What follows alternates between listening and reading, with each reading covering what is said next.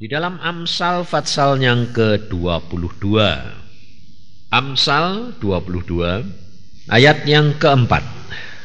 Ganjaran kerendahan hati dan takut akan Tuhan adalah kekayaan, kehormatan, dan kehidupan.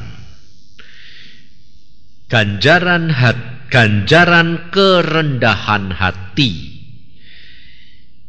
dan takut akan Tuhan adalah kekayaan, kehormatan, dan kehidupan. Inilah sebetulnya yang dicari manusia di dalam dunia. Sebetulnya apa toh saudara?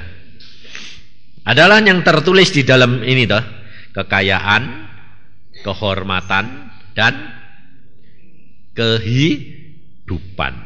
Nah, maka dari itu kita harus belajar saudara. Belajar apa? Sebetulnya apa sebetulnya rencana Tuhan di dalam kehidupan kita itu apa? Tuhan ingin membuat langit bumi, membuat bumi untuk kita. Lalu Taman Firdaus pada waktu itu dibuat oleh Tuhan untuk manusia. Tujuannya itu sebetulnya apa, saudara?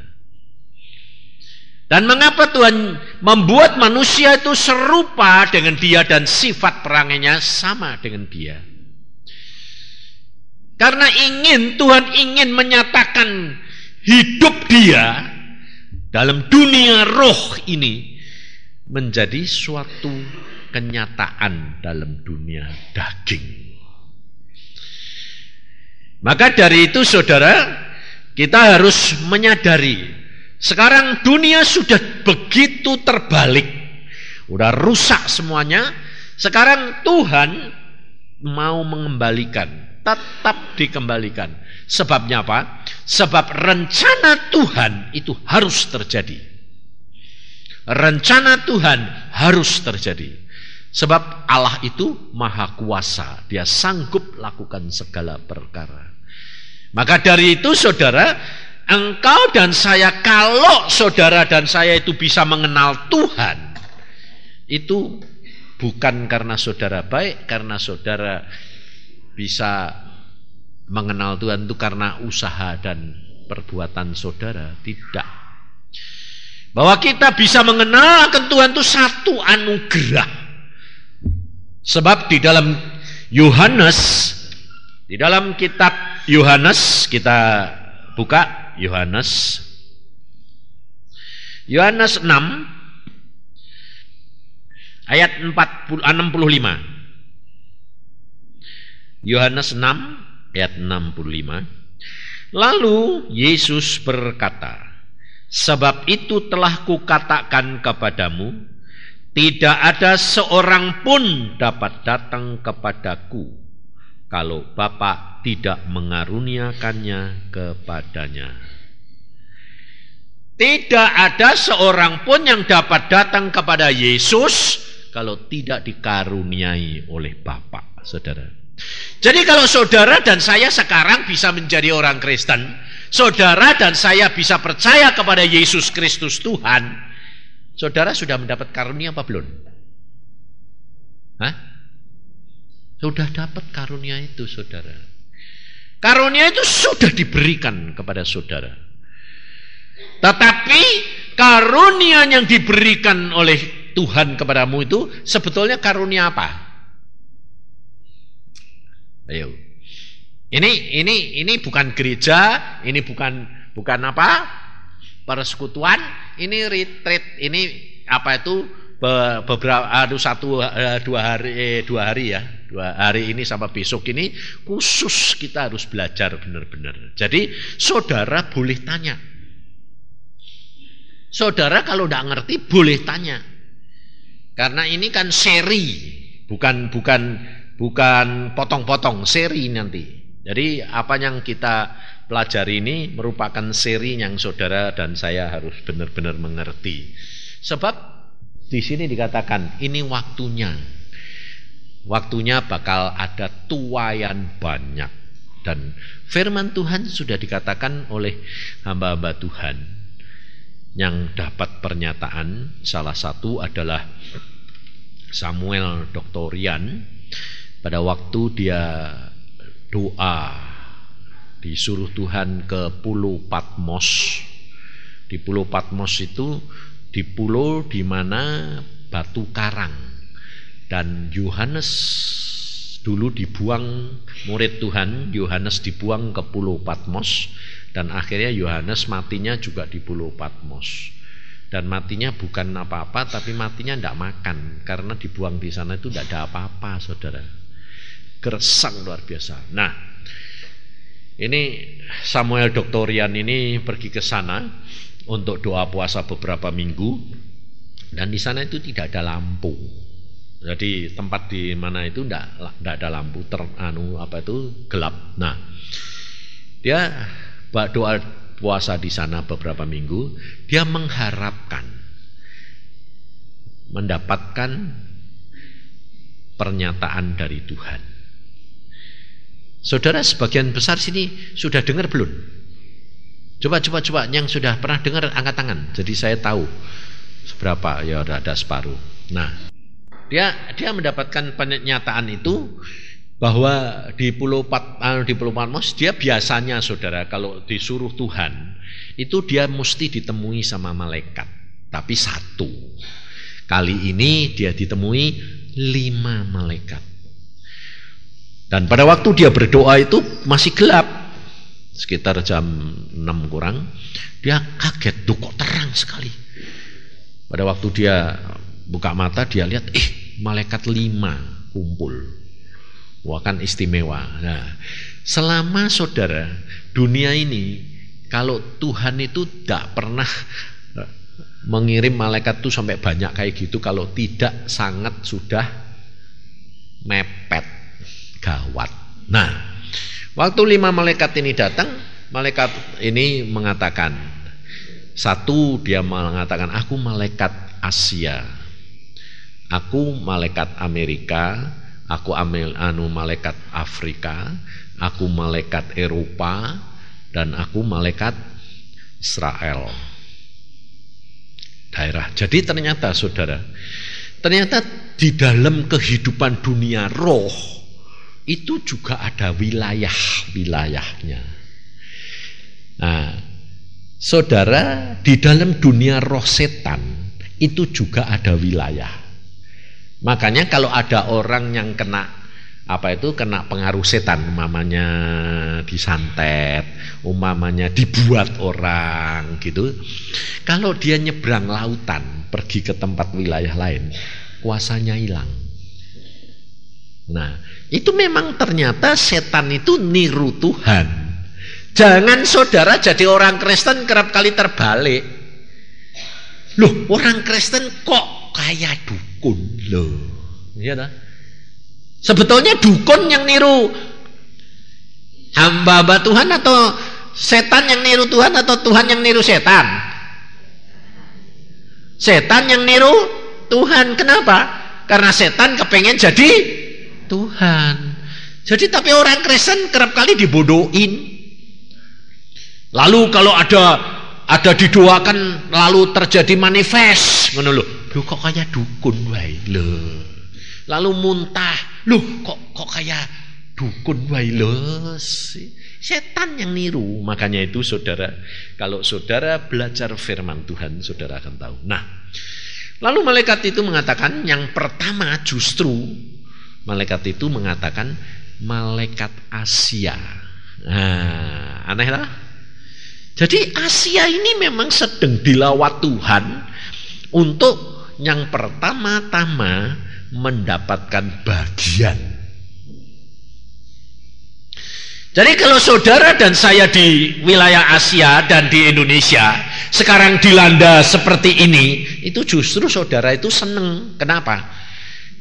Karena Asia dibuat apa? Model, pola. Coba, sebetulnya yang kalau mengalami ada model pakaian, model apa saja, yang pertama itu paling sederhana atau paling bagus? Loh, Ayo mikir. Nah, paling bagus. Nah, salah makanya. Kalau orang merancang rumah, merancang apa sajalah, yang pertama-tama pasti paling sederhana, baru nanti dikembangi, divariasi, dikasih aksesori, ini ditambah ini, begitu toh. Jadi kalau saudara dan saya di Asia dibuat pola, itu penderitaannya paling ringan apa paling berat? Paling ringan. Karena nanti yang belakangan tambah berat, variasinya jadi tambah banyak. Kenapa begitu? Karena Alkitab berkata, yang tahu sedikit dituntut sedikit, yang tahu banyak dituntut.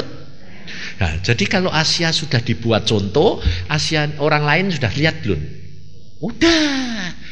Jadi dia sudah tahu, berarti dia tuntutannya lebih banyak. Jadi saudara, ini yang pertama kali belum tahu apa-apa toh. Nah, tuntutannya jadi sedikit, lumayan toh. Maka dari itu saudara, waktu Dr. Rian itu mengatakan, dia bilang, loh Tuhan, aku ini tidak pernah memberitakan tentang hal kekerasan, kekejaman. Sebabnya apa? Dia selalu memberitakan tentang hal kasih. Tuhan bilang, waktunya sudah tiba bahwa engkau harus beritakan dan nyatakan bahwa kedatangan Tuhan sudah amat singkat.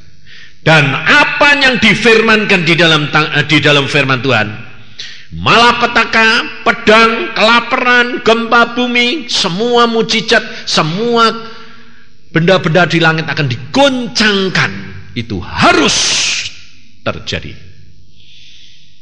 Berarti hukuman enggak? Hah? Iya. Maka dari itu kita ini kurang Kristen. Kerap kali apa? Sudah terlalu lama, terlalu manja. Karena apa? Enggak ngerti, enggak mau belajar firman Tuhan. Sehingga saudara menjadi orang Kristen tidak tahu bagian saudara apa, bagian Allah apa. Tetapi kerap kali kita menuntut bagiannya Allah. Kalau kita di dalam kesulitan, tidak ditolong-tolong, lalu kita berkata apa? Kan Tuhan kasih, kok tidak ditolong-tolong? Loh, ya tak? Lalu kalau saudara berdoa, tidak dijawab-jawab. Loh, katanya Tuhan sayang, kok tidak dijawab-jawab? Loh. Sebetulnya yang jawab, yang dia yang mau bertindak, itu haknya siapa? Haknya Tuhan. Tapi saudara nuntut-nuntut, kan? Karena apa? Karena saudara tidak tahu bagian saudara. Saudara harus tahu bagian saudara, dan saudara harus tahu bagiannya Tuhan. Kalau saudara dan saya melakukan bagian saudara, Allah akan melakukan bagiannya. Sebab Allah itu setia. Tidak mungkin dia melawan firman-Nya. Makanya pada waktu manusia sudah diberikan taman Firdaus, Tuhan mengatakan kepada Adam dan Hawa, kuasai isi dunia, termasuk dirimu. Semua tunduk. Nah, setan tahu kuasa sudah diberikan manusia. Maka pada waktu itu setan menggoda manusia, manusia melawan firman Tuhan, maka manusia itu jatuh dan kuasa itu diambil setan. Maka dari itu saudara, kita kerap kali tidak menyadari sepengetahuan saudara kemahakuasaan Allah, kemahakuasaan Tuhan itu, dan kemahatauan, kemahakasih, maha sayang, maha sabar, itu sampai di mana itu saudara harus tahu. Sebab kalau tidak, saudara pasti kecewa. Contohnya satu saja, Tuhan maha kuasa, betul tidak? Hah?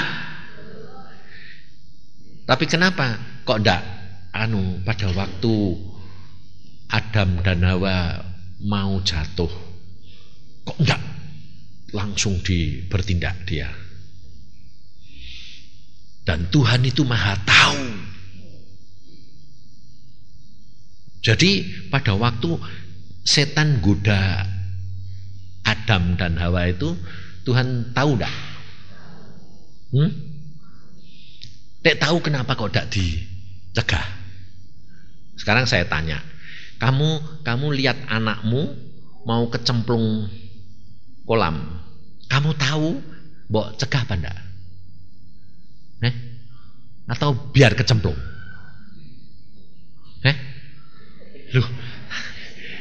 Loh. Mbok biar ke apa mbok cegah?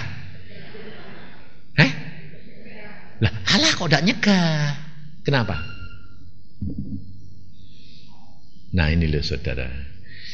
Lalu pada waktu Allah jalan-jalan, Adam sudah jatuh toh? Jalan-jalan. Allah tanya enggak? Adam, di mana kamu? Allah tahu enggak Adam sudah nyumput? Tahu. Jadi kayak kamu ya. Jadi pura-pura enggak tahu gitu toh? Loh. Allah pura-pura enggak tahu. Atau tahu? Nah, terus bagaimana kok pada waktu itu kok dia bilang, "Adam, kamu di mana?" Kok tanya-tanya kenapa? Dia sudah tahu toh? Nah, kok tanya buat apa? Ayo saya tak tanyai, ayo ini logikane wae lah.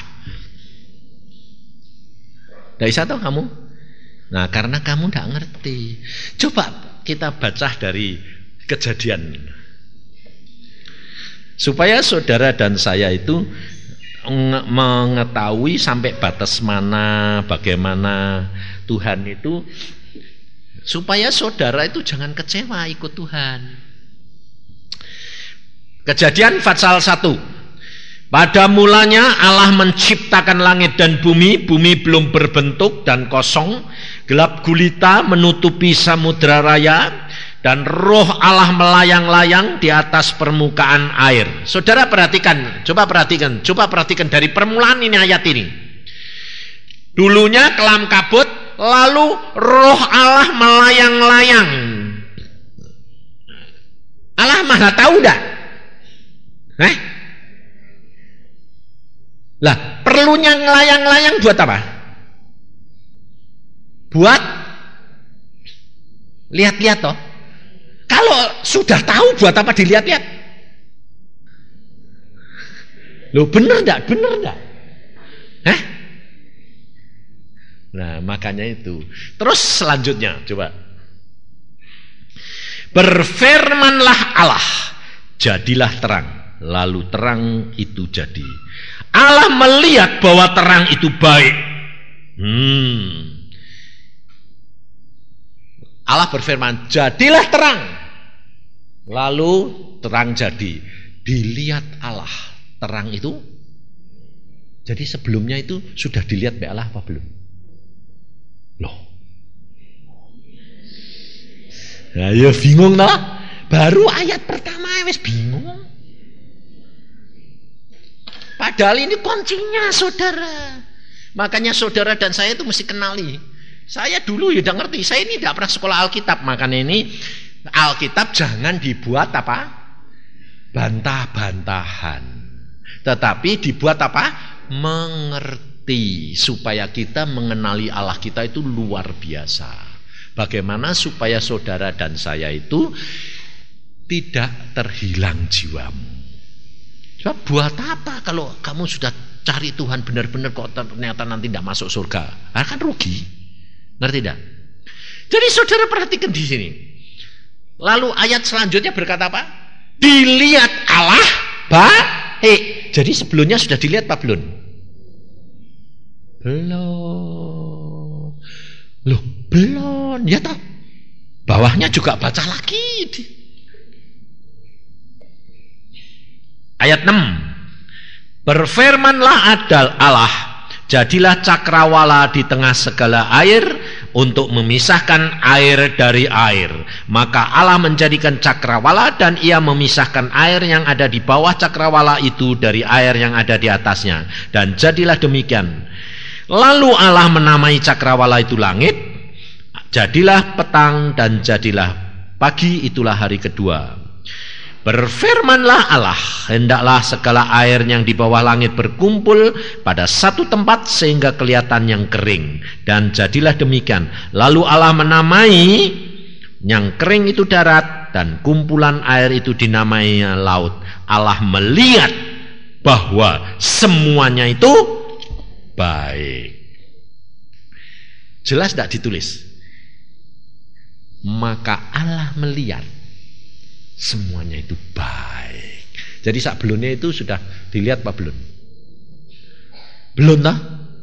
Nah katanya maha tahu. Berarti dia sudah tahu apa belum? Bingung meneh. Ini piye tah? Ngerti, saudara ngerti? Sebab yang dikatakan kemahatauan Allah itu sampai di sini tidak ada batasnya Allah. Tidak terbatas, tapi tidak otomatis.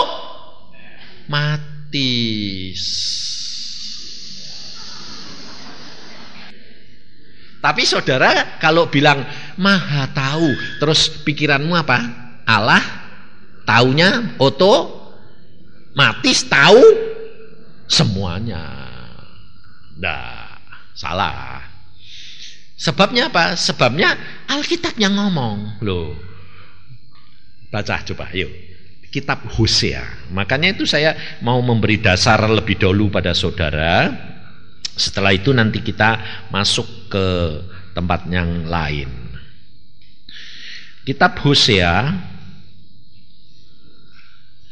pasal yang 8. Hosea 8. Keruntuhan Israel sebagai akibat kedurhakaannya. Tiuplah sangkakala serangan laksana Raja Wali atas rumah Tuhan, oleh karena mereka telah melangkai perjanjianku dan telah mendurhaka terhadap pengajaranku. Kepadaku mereka berseru-seru, ya Allahku, kami Israel mengenal Engkau. Israel telah menolak yang baik, biarlah musuh mengejar dia. Perhatikan ayat 4. Mereka telah mengangkat raja tetapi tanpa persetujuanku.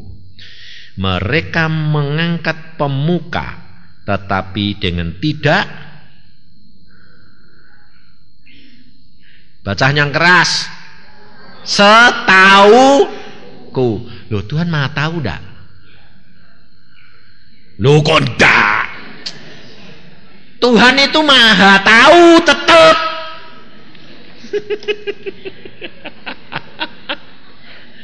Nah itu pendapatmu tuh keliru. Tuhan itu tetap maha tahu. Nah makanya itu mau saya jelaskan tentang kemahatauan Allah ini supaya saudara itu jangan salah.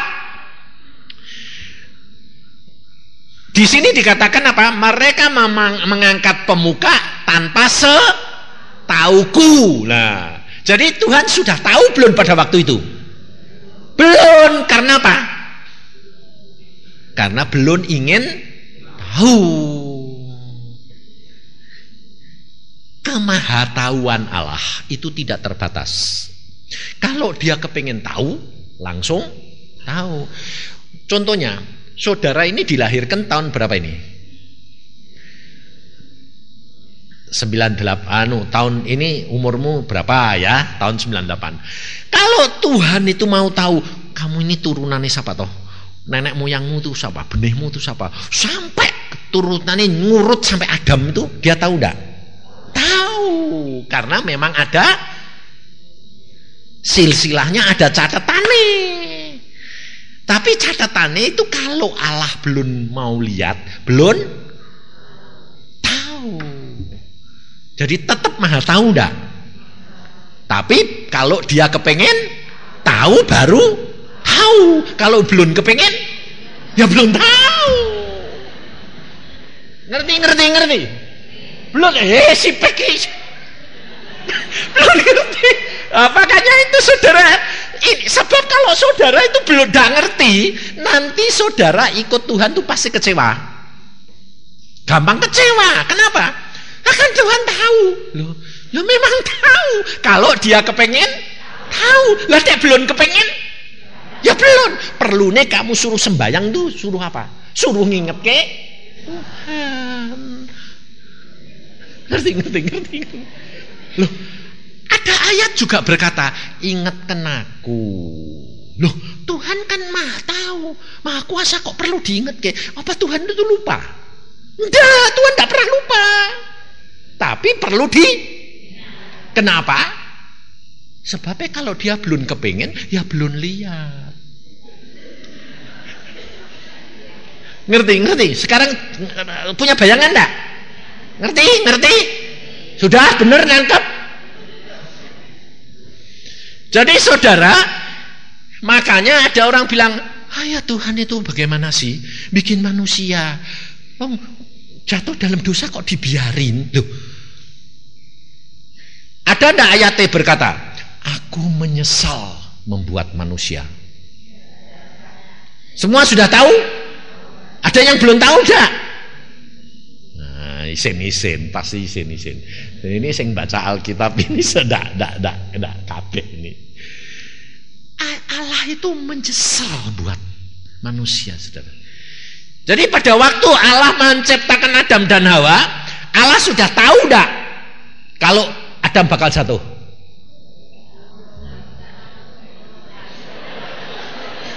Bingung meneh to. Lah iki piye ta? Memang ngajar orang itu kok susah ya.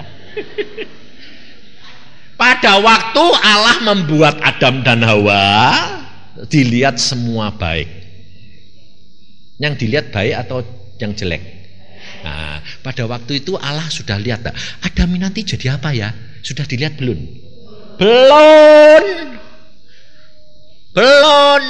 Kalau Allah lihat, Adam bakal jatuh, bakal masuk neraka kabeh. Jadi dibikin enggak? Enggak jadi. Wong ada ayatnya berkata apa? Allah tidak menghendaki seorang pun binasa. Betul? Nah iya. Nah kok kamu bilang sudah tahu kok dibiarke piye toh? Karena kamu yang belum tahu. Jadi saudara tahu, sekarang sudah ngerti ya. Nah, terus kasih. Kemahakasihan Tuhan itu sampai di mana? Kamu perhatikan, kamu kalau salah dihukum enggak? Nah, sekarang anakmu bilang, kalau mama sayang aku kok aku dipukul, kok disuruh sekolah. Sekolah itu loh mah, buat saya itu satu penderitaan, betul enggak? Ya dah. Tapi kok kamu digotot sama bapakmu disuruh sekolah, kenapa? Nah, kamu sama Tuhan dididik sama dengan gitu enggak? Diajar enggak? Katanya kasih, kok diajar? Nah, ngerti enggak saudara? Bahwa kasih itu yang dipentingkan apa? Tujuannya. Jalannya, sementara jalan itu ya diproses, diapa-apain itu tidak masalah. Yang penting akhirnya itu saudara. Ngerti? Sekarang ngerti ya? Jadi sekarang kalau kamu sudah ngerti, kamu tidak bakal menyalahkan Allah. Kamu tidak akan selalu bilang gini, kan Tuhan sudah tahu. Loh, kurang ajar toh. Gitu itu nyalain Tuhan enggak? Nyalain itu, kurang ajar itu. Karena apa saudara? Enggak tahu. Makanya ada satu hal. Bangsa Israel pada waktu berjalan di tanah padang belantara menuju Kanaan, bangsa Israel itu disuruh Tuhan, setiap keluarga itu bawa sekop, pacul kecil, sekop kecil. Buat apa? Ayo, buat apa? Alkitab berkata, makanya Tuhan itu ceritanya itu lucu. Saya pada waktu baca saya geli ya. Loh Tuhan bilang bawa sekop kecil buat apa? Buat nutupi kalau kamu setelah buang hajat, tutupi. Sebab Tuhannya itu jalan-jalan ngontrol kamu terus. Loh Tuhan dek maha tahu. Mbok ditutupi pasir ya tahu toh. Kalau ndak mbok tutupi, nanti dek Tuhan lewat, yopo. Loh, ngerti tidak? Sampai perkara kotoran manusia itu diurusi. Makanya itu deh baca Alkitab itu rame. Nah, suruh nutupi, aku bilang, loh Tuhan kok suruh nutupi, kan kamu itu maha tahu. Loh, aku dek maha tahu, dek aku kepengen tahu. Dek aku dak kepengen tahu ya sing tahu ya permukaannya toh. Ya toh. Nah, dek lewat. Kenapa kok kotoran kau nutupi? Sebab pendek ini kan ketok. Tidak mau tutupi. Tapi setelah mau tutupi, dia lewat tak ketok. Tapi dia kepengen delok, ya ketok loh. Tapi dia tidak kepengen itu. Nah dia merendahkan dirinya. Kemahatauan itu disamakan dengan kamu dan saya. Tuhan mau bertindak seperti Allah bisa.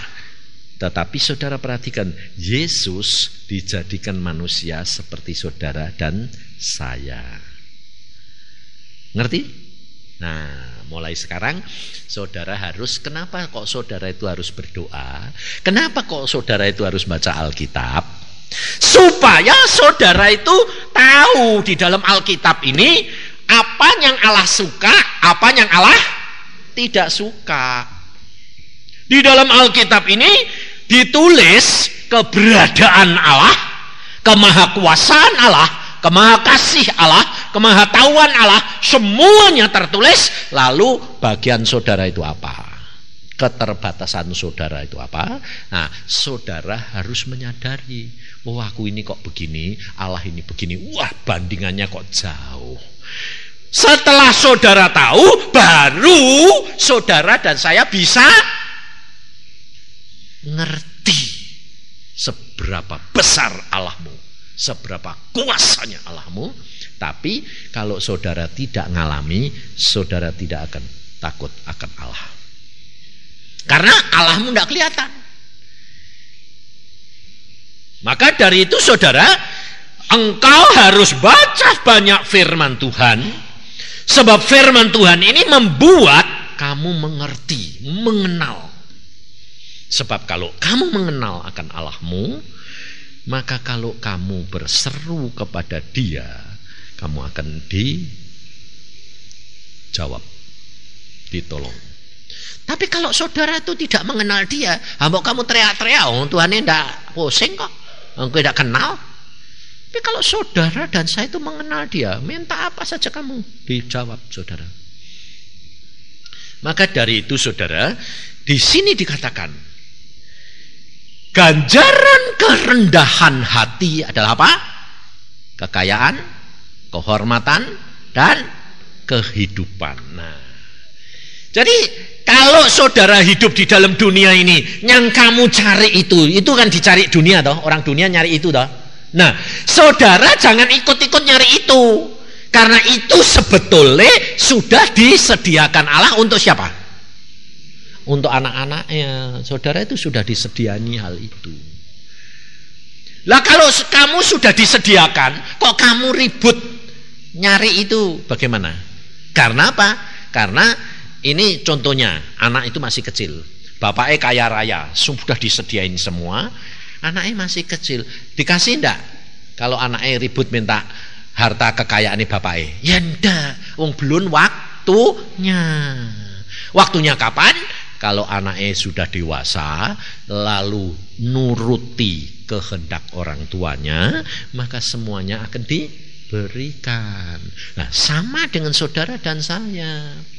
Tuhan menyediakan semuanya itu, tetapi saudara harus sampai kepada kedewasaan rohani itu, sehingga itu semua akan diberikan.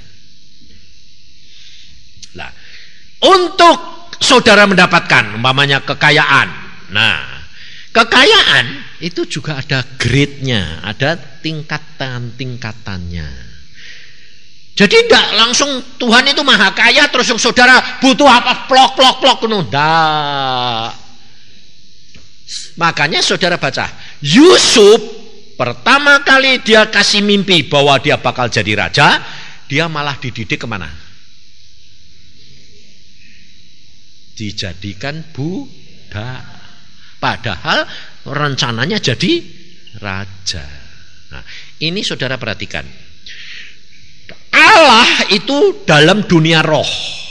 Saudara dan saya dalam dunia daging. Nah, dalam dunia roh Allah merencanakan kekayaan, kehormatan, dan kehidupan. Dan ini arahnya semua dari atas dunia roh. Nah, tetapi untuk mencapai ini semua, menjadikan ini semua di dalam dunia daging, jalannya itu ke bawah. Makanya ganjaran ke orang rendah hati itu sebetulnya ke bawah atau ke atas? Ke bawah. Nanti ganjarannya itu ditinggikan Tuhan. Ngerti? Nah, sekarang saudara, kehidupan ini dalam dunia roh, ya toh, itu luar biasa. Sebab sudah ditulis di dalam Alkitab, tetapi saudara dan saya bayarnya selama di dalam dunia. Apa yang kamu ikat di dunia terikat di surga. Jadi kamu nanti masuk surga tingkat berapa, di tempat tinggi atau di tingkat rendah, bayarnya di mana? Di dunia. Kamu nanti di surga bisa berubah enggak? Umpamanya kamu mati masuk tingkat 1. Pikirnya gini, nanti dok surga wae Pak, tak ngotot. Cinta Tuhan bayar apa? Terus bisa naik tingkat 2, tingkat 3, tingkat 4 enggak? Enggak bisa, saudara. Dan engkau itu bisa meraih tingkat berapa? Itu di sini, di dunia. Jadi jangan kaget. Sekarang ini muncul lagi ajaran dari doktrin dari Calvin ini sudah didengungkan lagi. Sekali kamu bertobat, kamu selamat. Betul enggak? Betul juga enggak. Calvin bilang begitu itu betul kalau pas bertobat terus mati. Benar tak? Seperti pencuri di atas kayu salib. Hari ini engkau bersama-sama aku di Firdaus. Selamat tak? Selamat. Tapi kalau orang itu masih ada kesempatan hidup, lalu anak muda hidup sasuka-sukae, baca firman dak, melakukan dak, doa dak, aku sudah percaya Yesus, terus berbuat dosa seenak-enake, mati, selamat dak? Ora. Dan ini ada hamba Tuhan yang jawab, meskipun kamu mati dalam dosa sekalipun, kamu tetap selamat. Loh, kok enak? Adik ngono kan enak-enak wae dulu satu ayo hura-hura engko nek meh mati. Tuhan, sapa bi? Wong Alkitab sudah ngomong, tidak ada seorang pun yang dapat datang kepadaku tanpa dikaruniai Bapa. Jadi jangan enak-enak. Nah, kalau saudara dan saya tahu bahwa nanti kedudukan di surga itu saudara dan saya harus bayar sekarang di dunia ini. Sekarang saya tanya, kowe kepengen di mana? Tingkat 1? Tingkat 2? Tingkat 3? Tingkat 4? Ayo, kowe kepengen yang mana?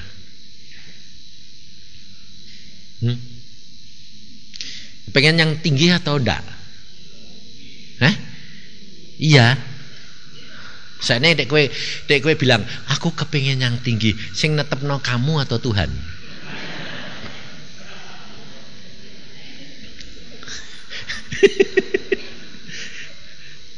Loh, saudara itu harus sadar bahwa segala kamu semua itu milik siapa?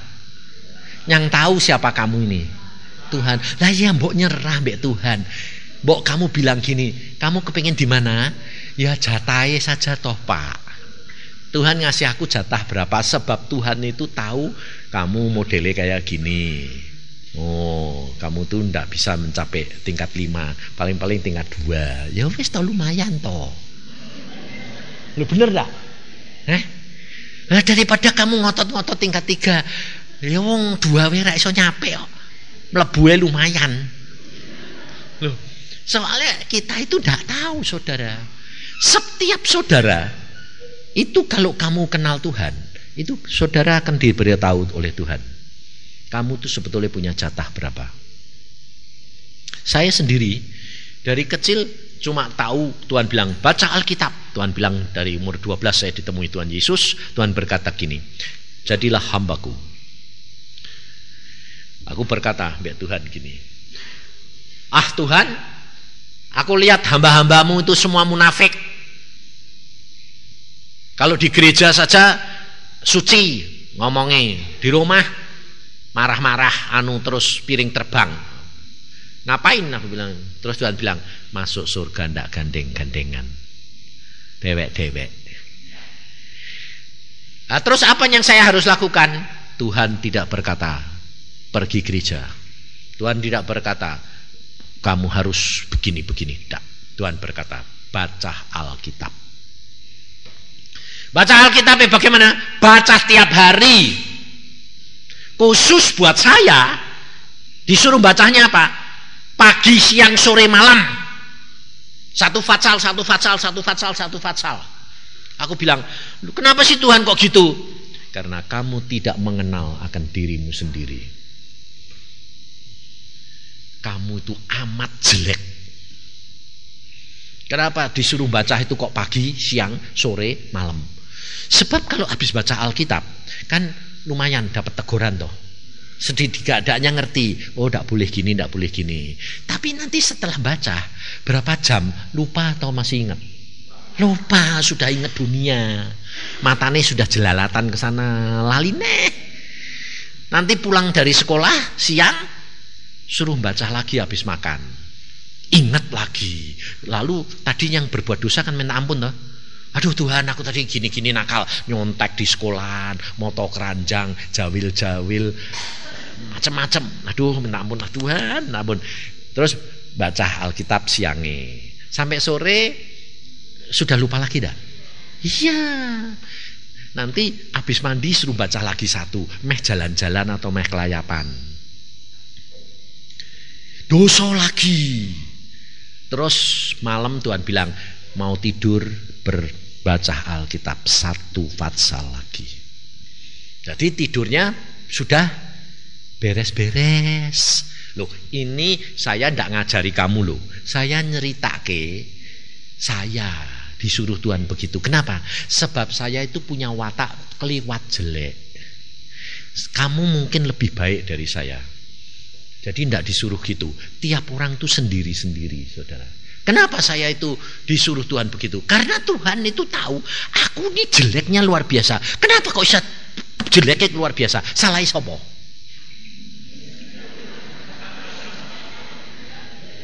Salahku atau salah sing bikin?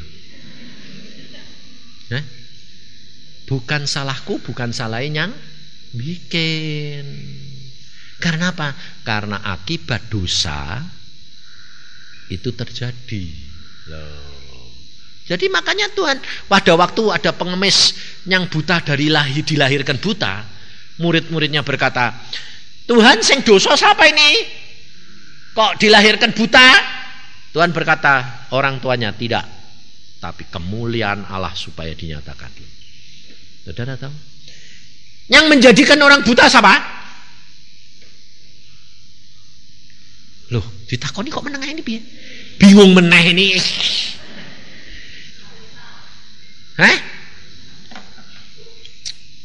Baca. Di Keluaran. Ini belajar firman, saudara. Keluaran pasal yang keempat, ayat yang ke-11. Tetapi Tuhan berfirman kepadanya, siapakah yang membuat lidah manusia? Siapakah yang membuat orang bisu atau tuli? Membuat orang melihat atau buta? Bukankah aku, yakni Tuhan? Nah, bingung meneh lah. Yang membuat orang buta siapa? Membuat orang tuli siapa? Yang membuat orang jelek siapa? Loh, siapa? Tuhan. Tapi kenapa Tuhan membuat begitu? Karena akibat dosa. Jadi saudara tahu, hukum Allah itu dulunya baik. Tetapi karena dosa masuk, maka terjadi hukum Allah ini kotor. Lah, hukum Allah kalau gini begini, kalau begini begini. Kalau kemasukan kotoran jadinya begini. Nah, contohnya persis kayak pabrik. Pabrik ini bikin kan semua barang bagus toh. Rencananya kan bagus toh. Tapi kenapa jadi ada yang BS? Karena kemasukan kotoran atau terjadi kelainan-kelainan yang sebetulnya Allah tidak merencanakan hal itu, saudara tahu. Tapi tetap kain yang BS itu buatan pabrik itu enggak? Iya. Ngerti. Jadi Tuhan yang buat, tetap wong pabrik Tuhan. Tapi hasilnya bukan karena Tuhan kehendaki begitu. Tuhan izinkan karena kemasukan dosa. Nah, pada waktu saya dilahirkan dengan watak perangai yang jelek itu, saudara, saya tanya sama Tuhan. Ternyata sama ibu saya itu saya dirahasiakan. Sampai gede saya tidak dikasih tahu bahwa saya itu dulu dilahirkan cacat. Tidak dikasih tahu. Umur 3 tahun belum bisa ngomong, belum bisa jalan itu tidak diberitahu. Cuma saya itu kagetnya gini, aku sudah gede, kok selalu om saya manggil saya kok Aus. Aku nih punya nama Aus itu dari mana gitu loh. Jadi omku ini manggil Aus. Aku ya tidak pernah nengok tau ya. Dia diam aja. Wah, Aus apa sih yang dipanggil? Ternyata saya. Loh om, kenapa sih kok kamu kok manggil saya kok Aus? Wong namaku itu Chongsin, aku bilang itu. Lalu om saya bilang, kamu tidak tahu, kamu dulu sampai umur 3 tahun kamu belum bisa jalan, belum bisa ngomong, dan kamu hanya bisa ngomong satu perkataan, Aus. Karena kamu dilahirkan cacat. Karena menurut dokter kamu tidak bisa hidup, mesti mati. Sehingga pada waktu saya berumur setahun, adik saya sudah keluar mulus, mamah tidak sanggup ngurus 2. Saya diambilkan pembantu yang baru punya anak. Jadi saya disuruh miara pembantu, suruh nyusui pembantu sampai saya gede. Sebabnya dokter bilang ini toh anak sebentar lagi mati. Tapi nyatanya Tuhan punya rencana lain, saudara. Makanya Tuhan waktu saya doa, saya bilang, Tuhan colong sih Tuhan ceritain. Tuhan cerita, saudara. Ceritanya piye? Tuhan bilang, aku itu pada waktu lewat, aku lihat kamu tuh di tempat sampah, sudah mesti mati dibuang. Aku lewat, aku lihat, kok ada anak dibuang. Lalu tak ambil. Nah, dibuangnya dari mana? Kamu dari dalam kandungan ibumu sudah dibuang.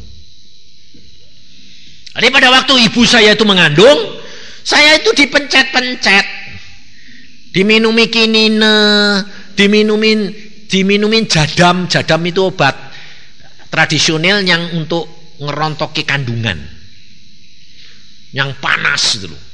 Minum apa? Terus pergi tempat orang pijet, suruh gugurin. Tapi kelihatannya Tuhan itu punya maksud sehingga saya lahir cacat. Saudara tahu, saya punya tangan ini, kulit ini kalau kena sinar matahari sedikit hitam kayak orang Irian. Saya tanya istri saya itu dulu tidak seneng mbak aku kenapa? Gara-gara hitamnya kayak orang Irian. Hitam bener hitam. Saya. Dan di antara saudara saya 9 yang paling hitam cuma saya. Bapak saya itu tinggi kayak Belanda, putih. Tapi keluar anak persis bapaknya tapi hitam. Nah, sing salah siapa? Loh, dipencet-pencet, dibuang, dijadam, diminumi panas-panas terus supaya keluar. Saya keluar kayak nurit. Makanya bapakku waktu lihat saya dia bilang gini, "Wah, ini anak negro." Wah, dia langsung bilang mbak mama, "Kamu ini piye toh anak kok iso negro gini?" Tapi bareng dilihat modelnya kayak bapakku. Jadi papa bilang, "Rupanya sih cetakannya persis papai. Tapi itemnya enggak model ini negro ini." Nah, jadi saya dilahirkan cacat, saudara, dibuang. Nah, akhirnya saudara saya keluar, saya gede, saya menjadi pemberontak.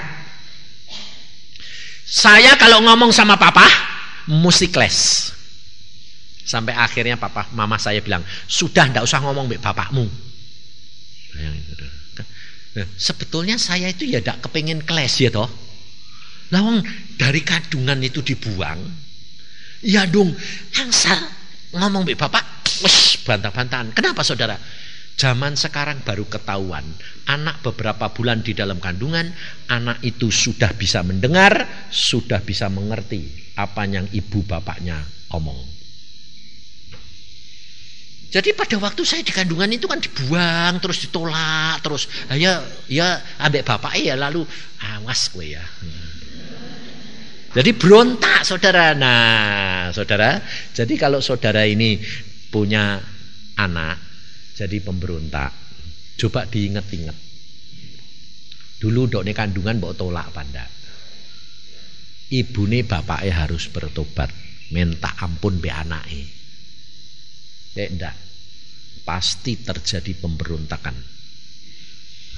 Saya dididik Tuhan sampai akhirnya saya bisa mengasihi papa mama. Karena apa? Karena Tuhan yang ngomong sama saya sendiri. Dia berkata gini, "Kamu harus baik dan ngucap syukur sama bapakmu, sama ibumu." Kenapa? Karena justru kamu dibuang tak temu. Coba kalau kamu tidak tak buang, tidak tak temu. Jadi dek kamu dibuang tak temu, jadi kamu sekarang tak sayang-sayang, itu kan lebih enak daripada disayang mbak mama sama ibu bapakmu. Wah iya betul, terima kasih. Nah, kalau gitu piye Tuhan, kowe mesti ngucap syukur mbak bapakmu. Sayangi dia, gara-gara dibuang aku nemu kamu, jadi kamu menjadi kesayanganku. Saudara, saya baru bisa mengasihi papa mama. Dari situ saudara kita harus belajar bahwa segala sesuatu sebetulnya Allah yang menetapkan. Saudara dan saya itu hanya alat. Rencana Allah apa? Lihat di dalam Yeremia pasal yang ke-13. Karena Allah itu sudah menyediakan saudara dan saya, disiapkan untuk apa? Untuk supaya saudara dan saya menikmati, menggenapkan rencananya Tuhan di dalam hidup saudara dan saya. Di dalam Yeremia 13 ayat yang ke-11, sebab seperti ikat pinggang melekat pada pinggang seseorang, demikianlah tadinya segenap kaum Israel dan segenap kaum Yehuda kulekatkan kepadaku, demikianlah firman Tuhan, supaya mereka itu menjadi umat, menjadi ternama, terpuji dan terhormat bagiku, tetapi mereka itu tidak mau mendengar. Loh. Jadi sebetulnya Tuhan itu merencanakan saudara dan saya luar biasa enggak? Hah? Saudara ini orang Kristen rohani toh? Orang Israel rohani toh? Hah? Makanya saudara, Tuhan itu punya rencana yang luar biasa dalam hidup saya dan saudara. Tetapi saudara harus tahu bagaimana supaya menggenapkan rencananya Allah. Saudara harus tahu bagianmu, dan bagianmu ini harus kamu bayar. Kamu lakukan. Makanya Tuhan Yesus berkata, kesusahan sehari cukup sehari. Jangan terlalu mikirkan terlalu jauh. Itu rencana ada di dalam tangannya Tuhan. Bagian saudara dan saya menggenapkan hari demi hari, maka Tuhan akan menggenapkannya. Saudara akan dituntun sampai. Saudara akan nanti melihat bagaimana caranya Tuhan itu menuntun, bagaimana kita nanti sampai ke tempat yang Tuhan kehendaki.